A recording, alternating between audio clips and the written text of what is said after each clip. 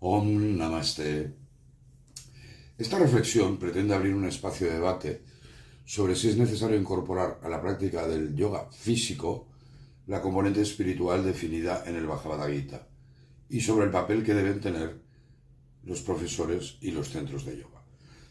Es una reflexión abierta y simplemente el objetivo es reflexionar sobre este importante tema. Swami Vivekananda, mi admirado Swami Vivekananda, afirmaba que necesitaba un ejército de sannyasins para levantar a las masas indias, y lo consiguió. Ese ejército de renunciantes logró mentalizar a las masas indias sobre el derecho divino de cada alma a ser libre. Levantaros, cumplir con vuestro dharma y ser libre. Si hoy en día India es la potencia espiritual del mundo, tal y como predijo Swamiji, y una de las potencias económicas, culturales, financieras, políticas y militares, no dudéis que es debido en gran parte al ingente trabajo de Vivekananda, inspirado por la luz sátvica de Sri Ramakrishna. Y tampoco podemos olvidar que fue Vivekananda quien introdujo el Raja Yoga, el Vedanta, las Yoga Sutras de Patanjali o el Bhagavad Gita en Occidente. Creo que uno de los grandes problemas de Occidente es que hemos perdido nuestra espiritualidad y nuestro Dharma.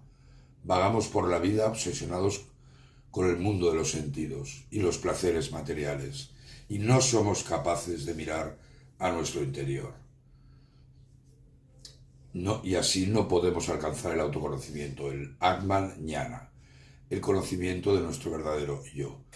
Y sin este autoconocimiento tampoco podemos alcanzar la unión con la realidad absoluta, sea como la llames, Dios, universo o Brahman.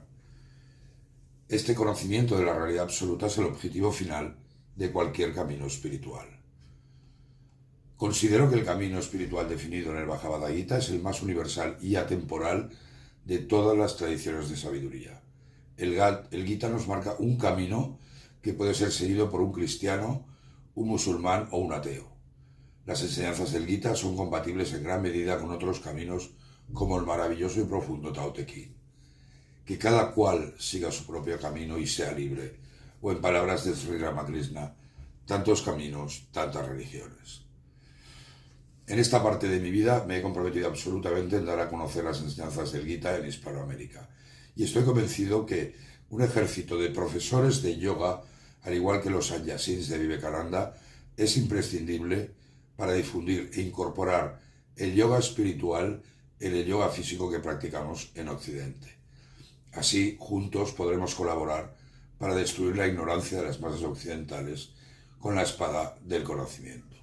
Queridos profesores, profesoras, ¿colaboramos juntos para difundir este yoga espiritual entre tus alumnos?